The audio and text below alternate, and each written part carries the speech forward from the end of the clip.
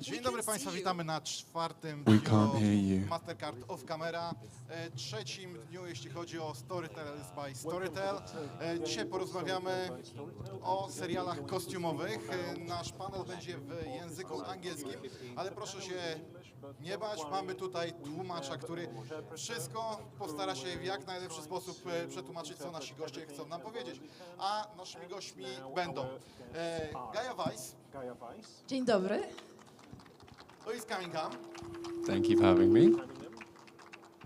nasz rodowity Philippe Tłokiński, Powiem po polsku, dzień dobry. lingwista, oraz Jeremie Laheurte. Nice to meet you. A jeśli chodzi o online, jedyny James Pofoy. Ja nazywam się Dawid Muszyński i będę miał okazję poprowadzić nasze spotkanie. Hello again guys, welcome to Krakow. Hiya. Hello, hello. And my question is first, like a warm-up. What is so compelling in those period dramas, period shows that people want to watch them so hard, so often, and they never practically say no? And this first question will go to James if he can hear us. Can you? Pierwsze pytanie zadajemy Jamesowi, oczywiście pod warunkiem, że uda się mu to pytanie usłyszeć. Witam Was wszystkich bardzo serdecznie w Krakowie. Na rozgrzewkę pytanie, co takiego jest w serialach kostiumowych, że wszyscy chcą je oglądać i żaden aktor nigdy nie mówi im nie.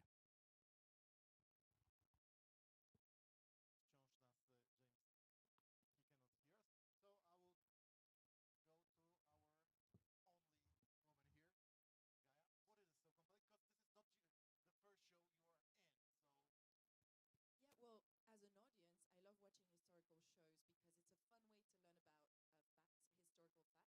It's one thing. Also, it's a way to escape from reality and dive into.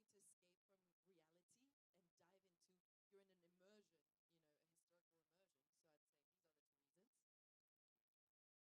Yeah, I think it's exactly that. It's an escapism, and you get to enjoy the spectacle of it, the beautiful costumes, the hair, the makeup, the sets, and at the same time, hopefully relate to some characters along the way. So it's a good combination. Skoro James nie słyszy, to zapytam Gaję. Cóż, jako słuchaczka, czy raczej jako telewidzka, uwielbiam je oglądać, a przy okazji jest to naprawdę zabawny sposób uczenia się faktów historycznych. Człowieka trochę to odrywa od rzeczywistości i to też jest wspaniałe. Odpowiedź druga.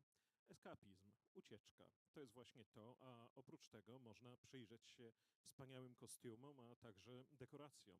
Jest to coś, co w dużej mierze pomaga nam też nawiązać jakąś więź z tym, co tam się dzieje, z tymi wszystkimi uczuciami.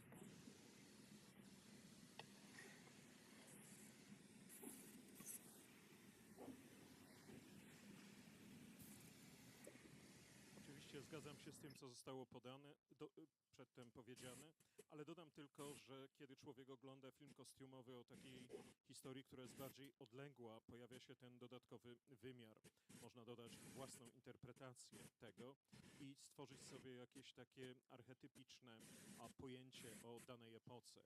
Nadal będzie to oczywiście obraz uniwersalny. Nawiązuję tutaj do Wikingów, w których zagrała Gaia. Nie byliśmy tam, nie wiemy, jak to wszystko wyglądało, więc otwieramy wyobraźnię i możemy wtedy w to wszystko wejść.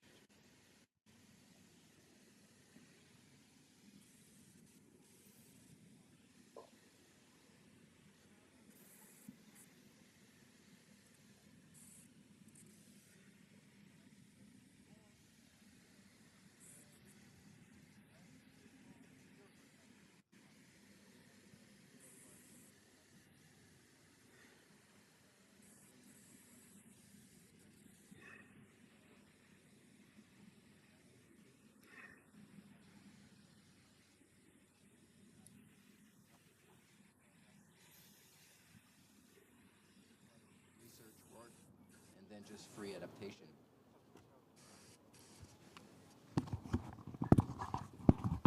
Pytanie, ty jesteś w innym serialu.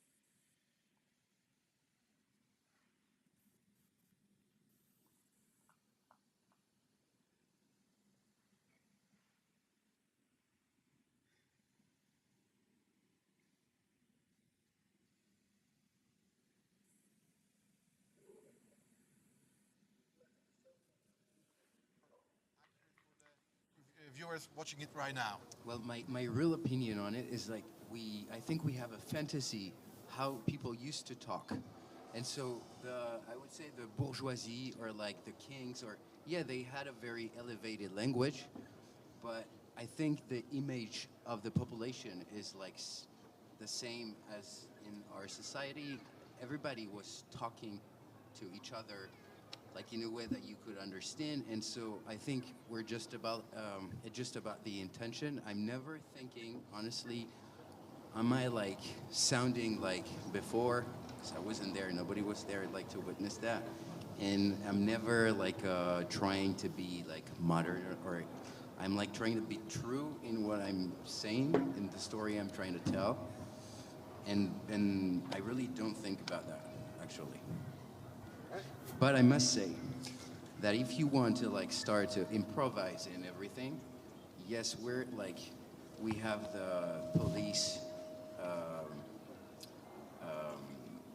language. We have the fact that we're in 1900, so you have to be careful not to be anachronic.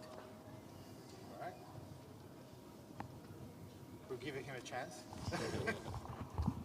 I'm trying to Przejdę. trick you. Try. W Twoim serialu pokazuje się, w jaki sposób odkrywaliście nowe sposoby dochodzenia, nowe sposoby odkrywania zbrodni.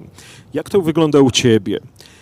Wiesz, każdy z nas ma jakiś taki swój dość fantastyczny pomysł na temat tego, w jaki sposób ludzie mówili, porozumiewali się w minionych epokach. Zakładamy, że był to jakiś taki bardzo wyszukany język w przypadku burżuazji, czy też otoczenia królów. Natomiast mamy taki też obraz, że ludzie z gminu, czy ludzie tacy po prostu zwykli, porozumiewali się mniej więcej tak, jak to wygląda w naszych okolicznościach.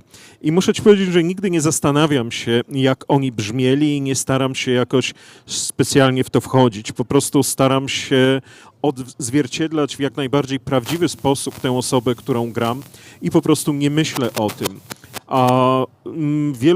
Wiele problemów może zacząć się wtedy, kiedy człowiek zaczyna jakieś swoje improwizacje, ponieważ to wiemy, że policjanci na początku XX wieku porozumiewali się swoim bardzo specyficznym językiem i to, czego nie wolno mi zrobić, to nie wolno mi używać takich słów czy zwrotów, które brzmiałyby zbyt anachronicznie.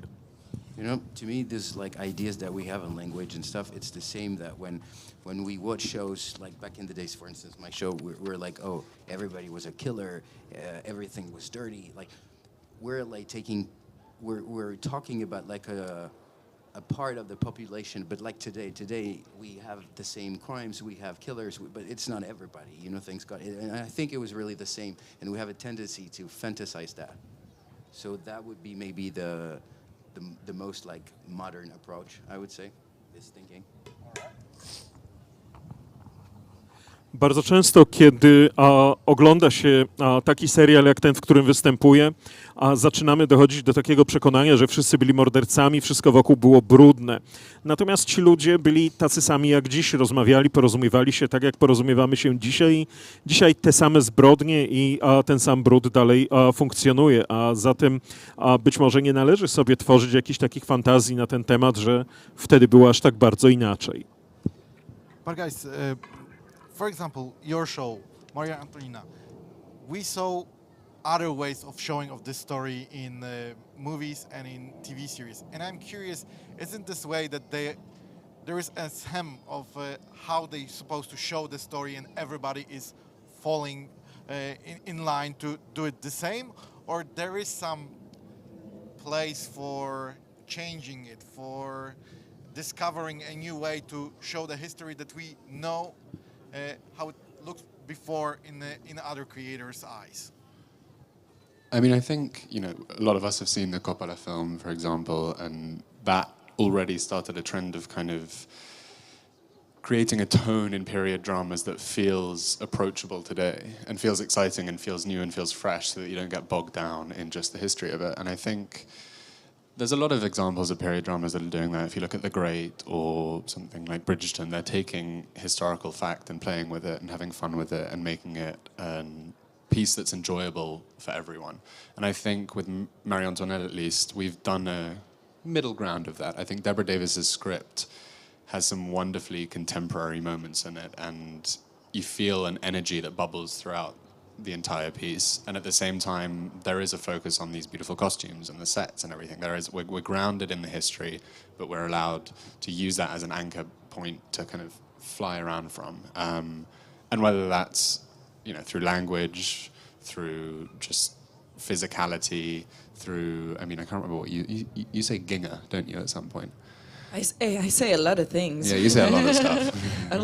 a lot of swearing as well for Madame du Barry. Yeah, and I think James, you swore a decent amount.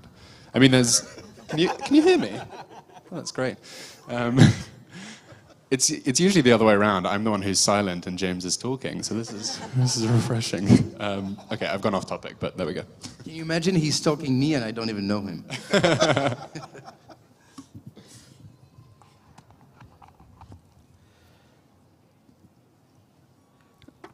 Telewizja i film pokazują w nieco inne sposoby tą rzeczywistość, do której się odnoszą poprzez przedstawienia kostiumowe. Czy staracie się wszyscy dochodzić do czegoś nowego, odkrywać jakieś nowe sposoby, czy raczej iść w ślady tych, którzy już wcześniej stworzyli jakiś kanon? I odpowiedź: bardzo wielu z nas widziało film Coppoli, który na pewno nadał pewien ton filmom kostiumowym. Wydaje się, że to, co pokazują i jak to jest pokazywane, niesie w sobie jakąś prawdę, jest rzeczywiste. I muszę powiedzieć, że w tym momencie są takie różne podejścia do tego w serialach. Jednym z nich jest to, co robią Brytyjczycy. Biorą na warsztat fakty i bawią się nimi w taki sposób, żeby wszystkich to bawiło. Natomiast my chyba w Marii Antoninie wybraliśmy coś pośredniego między właśnie taką zabawą a wiernością szczegółom. Dzięki temu naprawdę czuje się w tym filmie energię. Koncentrują się na kostiumach, na tych wszystkich scenografiach, w których gramy, natomiast pozwalają nam wykorzystywać to wszystko jako pewnego rodzaju odniesienie, jako taką kotwicę, która nas gdzieś tam trzyma, a my staramy się jak najwierniej to wszystko oddawać przez język, przez tą naszą fizyczną obecność. Tu zwracam się do koleżanki i mówię, że czasami nam się nawet zdarza trochę pokląć. Ona odpowiada: tak, mówię, a nawet dużo klnę.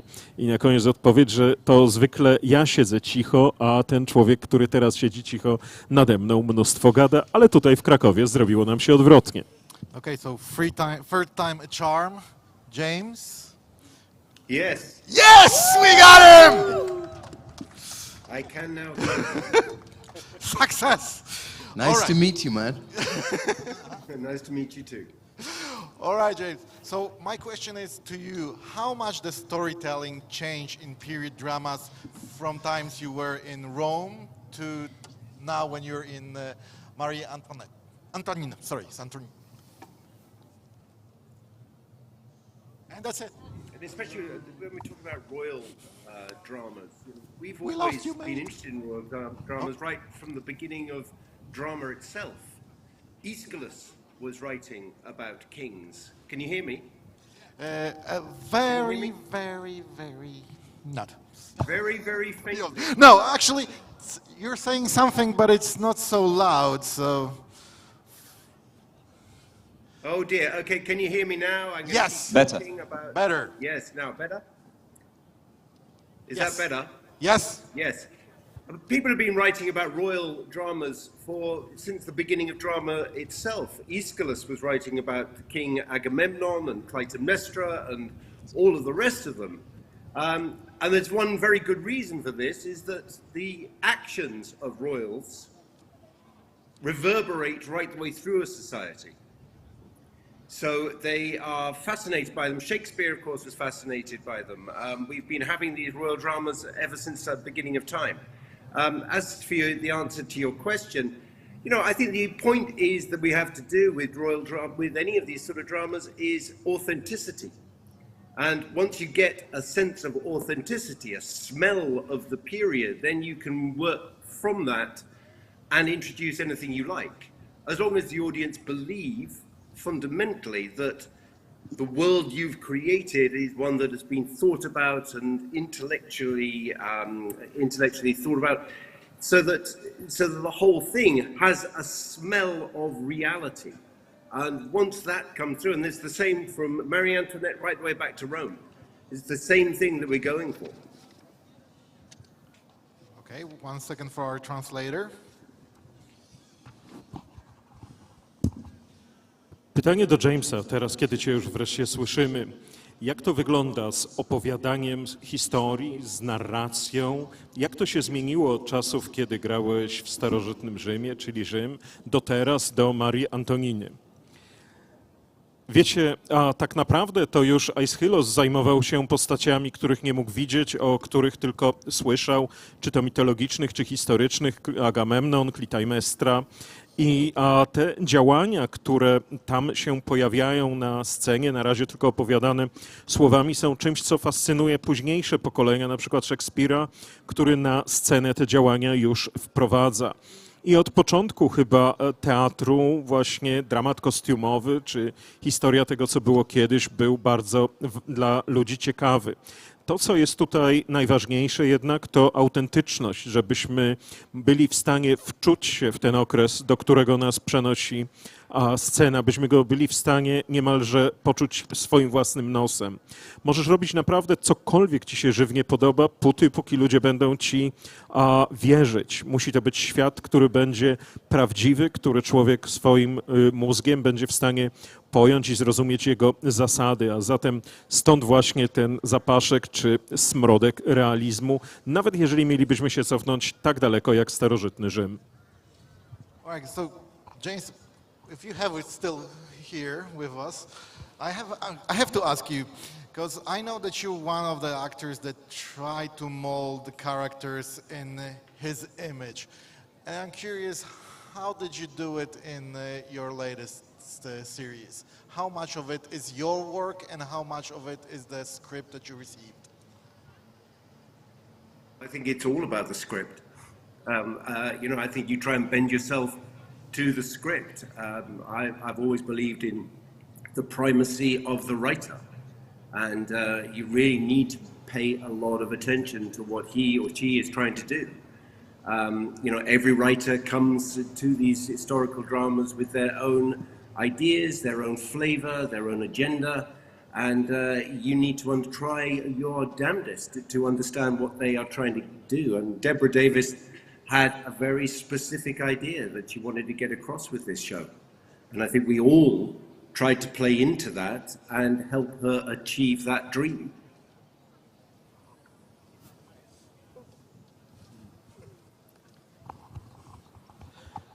Muszę Cię o to spytać, póki jeszcze się słyszymy. Jak to wszystko wygląda? Czy Ty starasz się tego swojego bohatera jakoś oprzeć na swoim obrazie, tym co widzisz?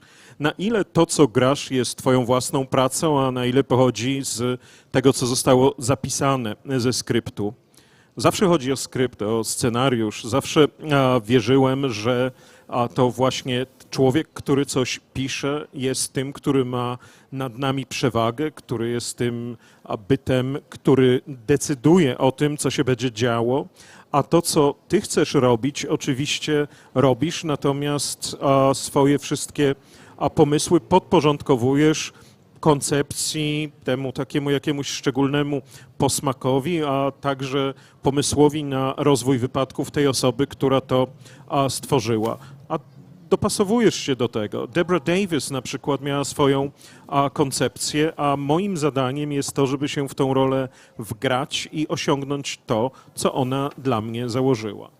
So let's talk about traveling through time, because right now we talk differently, we walk differently. And you guys appear on set when they put you in costumes that are actually changing the way you walk. How to do it that it be very natural on screen and not a pain for you to actually try to look like a person from that period of time? I personally really enjoy working in costumes. I think it's wonderful tools. because I have a tendency to slouch a little bit in real life, and when I'm wearing a corset, by the way, that was made for me, on me, so it's rather comfortable. Not everyone shares my train of thoughts, but then I'm immediately standing upright, and I'm closer to my character. I mean, you have a lot more time of preparation in the morning, like something like 2 hours, 2.5 hours in the morning, but I arrive as Gaia, and after these 2 hours, I'm my character. I'm Madame du Barry, or, you know, whoever I'm portraying.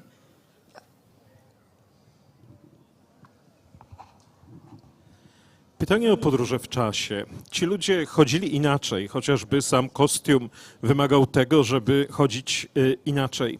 A jak to robicie, żeby nie bolało zanadto, a z drugiej strony by wyglądało naturalnie? Może ja odpowiem. Naprawdę bardzo lubię kostiumy, ponieważ dla mnie kostium to pewnego rodzaju narzędzie. W życiu się garbię, tak troszkę do przodu, natomiast kiedy jestem w gorsecie, nie mogę się garbić.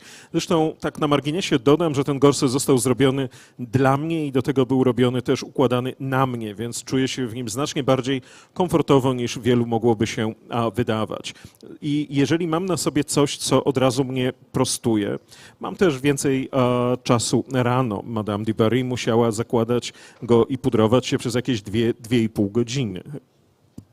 Jeremy, so actually the same question to you, but in your case, there's more action in it, so you have to be more hectic, more active in your costume.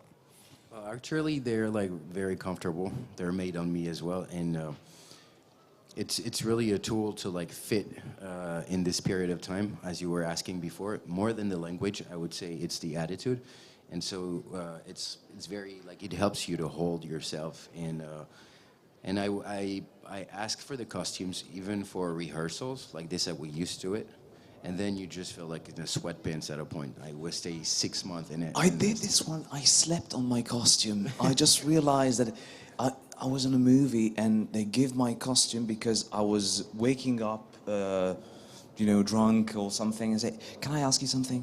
Could you sleep in this costume for me?" I mean, they did this on a production. It's true. It helps a lot. Yeah, it is. It's really. It's like a partner. Pytanie do ciebie, ponieważ w twoim filmie jest więcej akcji, więcej działania. Jak to u ciebie jest?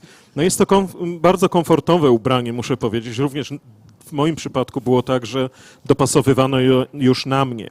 Jest to narzędzie i to narzędzie jest, myślę, znacznie bardziej niż język dopasowany do tego okresu, do tych zachowań, które mam z sobą odegrać.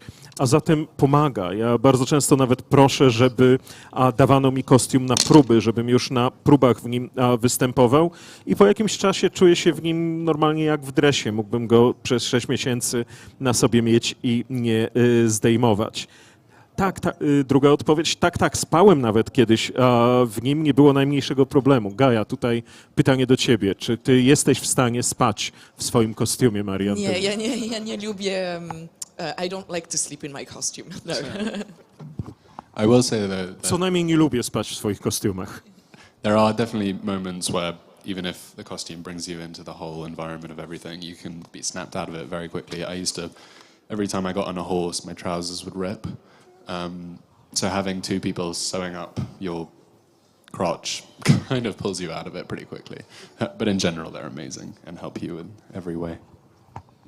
Z kostiumami to jest tak naprawdę różnie, czasami są z nimi problemy. Za każdym razem, kiedy wskakuję na konia, to mi pękają portki w kroku i potem człowiek musi patrzeć na te dwie osoby, które gdzieś tam manipulują mu w kroczu, żeby to wszystko poszywać, więc człowiek się czasami z powodu kostiumu nie do końca komfortowo czuje. James, and how are your adventures with the costumes on sets? I think they're enormously helpful, you know, I think, and especially with these kind of characters, because so much of your status is built into your costume. The amount of work that went into the costumes was commensurate with the status of the character, if you like. So everything you're wearing displays who you are. As you enter into a scene, everything, the whole image is the thing that is affecting the courtiers around you. So it helps enormously. Of course it does. But it's I'm always a big fan of calling costumes clothes. Costume itself, kind of the idea of costume, takes us away from the fact that these are everyday clothes that we're wearing. That's what I've always felt that. I've always felt that, people wear clothes, actors wear costumes.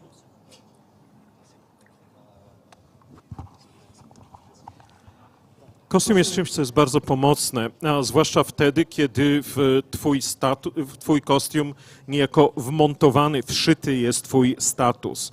A pamiętajmy o tym, że ilość pracy, którą trzeba było włożyć w stworzenie czyjegoś ubrania, oddawała status osoby, która to ubranie nosiła. Zatem noszenie czegoś pokazuje, kim jesteś. Zwłaszcza jeżeli wokół ciebie jest w tym samym obrazie mnóstwo dworzan. Pomaga cię to zidentyfikować i określić.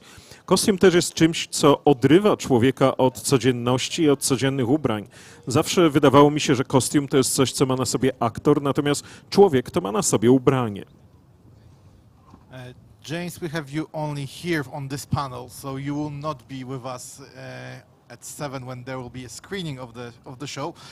And I know about one story that your fellow here told me yesterday. If you could tell us the anecdote about the horses and repeating the scene all the time.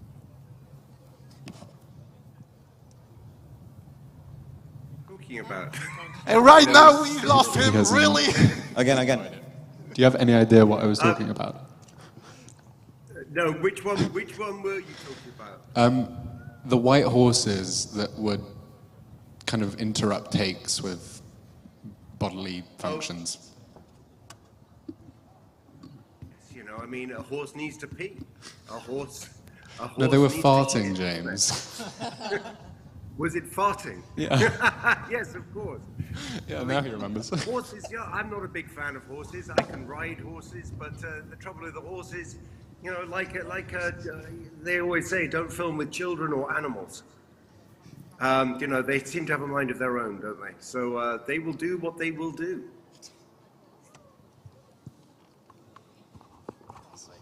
James, mamy cię dzisiaj tylko z nami, a zatem chciałem specjalnie do ciebie zaadresować jedno pytanie. Czy mógłbyś opowiedzieć tę anegdotę o koniach? Pytanie, którą? Wiesz, chodziło o te białe, pierdzące konie. Tu kawałka niestety nie słyszałem. Koń, jak każde inne stworzenie, musi od czasu do czasu się wysiusiać. A oprócz tego czasami zdarza mu się pierdzieć. No cóż, koń jest stworzeniem żyjącym i ze zwierzętami, i z końmi, czy innymi dziećmi na ekranie trudno pracować. Fragment, którego tutaj nie słyszeliśmy, chodziło o to, że jedna scena kilkakrotnie musiała być przerywana i powtarzana. Przez to właśnie, że konie uniemożliwiały naszej ekipie tutaj nagrywanie ich scen. Is it something that often happens on set, the constant reshoots because something is happening not according to plan? Of course, this is the main thing that is happening on set. It's not always horses, but No. it's us. Yeah, sometimes it's me, but But animals and children are pretty challenging all the time on set. Like it's never as you planned. Czy często trzeba powtarzać sceny, bo coś poszło nie tak? Tak, i to nie zawsze są konie. No czasami to jestem ja. Może i ty, ale zwykle to jest tak, że ze zwierzętami i z dziećmi człowiek nigdy nie wie, jak to będzie i do czego są zdolne. Guys, also, I know that your show will be renewed for the second season. You are in a second season right now, because it's the second opening of the story. Yes, for you, I think it happened already in France, and we're shooting season 3 in March. How close are you bounded to your character after so many years? More and more, because like the writer now, he knows me and he writes for me, and he understand sometimes he writes, and the way I decide to act it or choose my point of view in it then gives him ideas for the rest. So I feel like more we advance in the show, more I recognize what I like to do in my character. So actually the writer looks on the character like he's looking at you. You're Yeah, the character in his I mean, yeah. mind. I mean, he writes for the first season, and he's like, okay, I'm going to see how he chooses to like play that, and then he's like, oh, like this gives me this idea for the next plot, or like he should like play this, and then I feel like he understands my character really well, and also like what I like to,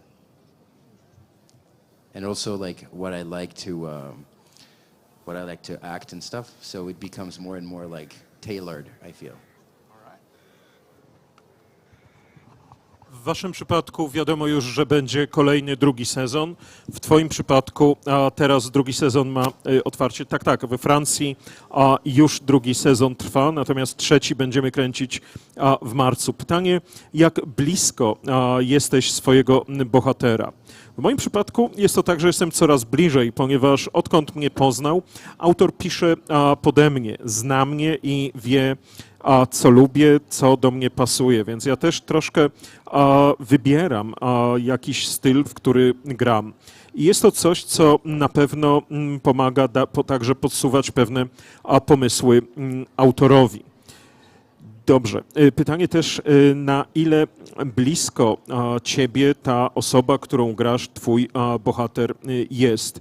Jest to coś, co na pewno w pierwszym sezonie było dalej niż jest w tej chwili, bo w pierwszym sezonie autor po prostu pomyślał, popatrzę, jak on to odegra, a kiedy widział, jak gram, jak powstaje ta postać, jak się rozwija, tworzył pewną koncepcję, która to koncepcja była robiona pode mnie. Jest to bohater, który odpowiada temu, jak ja go gram, a także są tam sceny, są tam zachowania odpowiadające temu, co lubię. A zatem jest to takie coraz mocniejsze zbliżanie się do siebie. Is it the same in your cases? Because I know that you have sometimes changes in the script during the shooting. So I'm curious, does writer actually see how you played some scenes and start changing them for you? I mean, I think no is the simple answer, because we were a brand new series and the creation of it, the first 4 episodes were there before we started shooting, and then the second kind of half of the series came as we were shooting. And Deborah, as James said before, she had such a clear idea of what she was doing with these characters that for us it was great, because we knew, exactly this is what is wanted from our performance. Who knows with season 2? I mean, maybe I'll get a few more lines. Maybe I'll speak a bit more. For those who have not seen the show, my character is basically mute for the first 4 episodes. But yeah, I don't know. We'll see. Maybe if we've done well. Now that you know, you can talk. Yeah, thank God.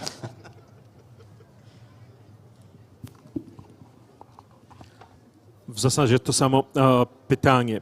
Prosta odpowiedź na nie brzmi nie, ponieważ autorka stworzyła to, zanim zaczęło się kręcenie poszczególnych scen.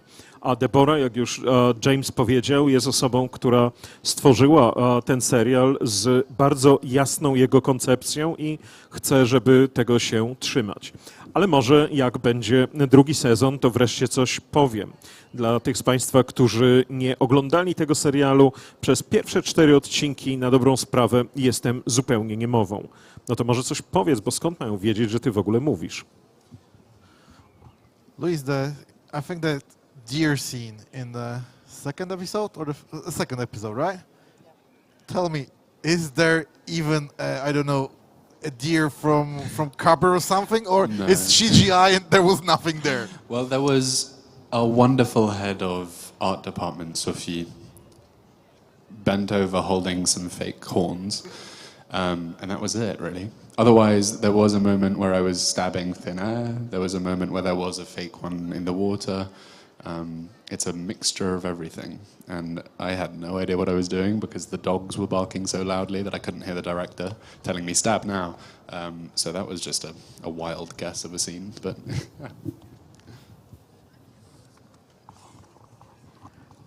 A co do sceny z jeleniem? Czy jeleń był jakoś szczególnie tresowany, czy był to efekt komputerowy, jakiś CGI? Wiesz, mamy tutaj szefa całego tego departamentu kostiumów i rekwizytów i trzymał ten człowiek po prostu przed sobą jakieś takie rogi, a reszty na dobrą sprawę nie było. Podobnie scena w wodzie jest sceną, w której wszystko jest komputerowe i naprawdę nie wiedziałem, co robię wtedy, kiedy tam byłem. Psy bardzo głośno szczekały, reżyser krzyczał, ja to ledwo słyszałem, że pchaj, tnij, no więc to robiłem. Unfortunately, our time is over, they showed me, so thank you for our guest. Dziękuję wam bardzo. James, thank you for being with us. Sorry for the Thank you. problems. And dziękujemy również państwu za to, że z nami Dziękujemy. byliście. Dziękuję. Gaia Weiss, Thank you very much. Cunningham, Philippe Tłokiński, Jeremie Laheurte, James Pofoy, Dawid Buszyński. Dziękujemy państwu bardzo.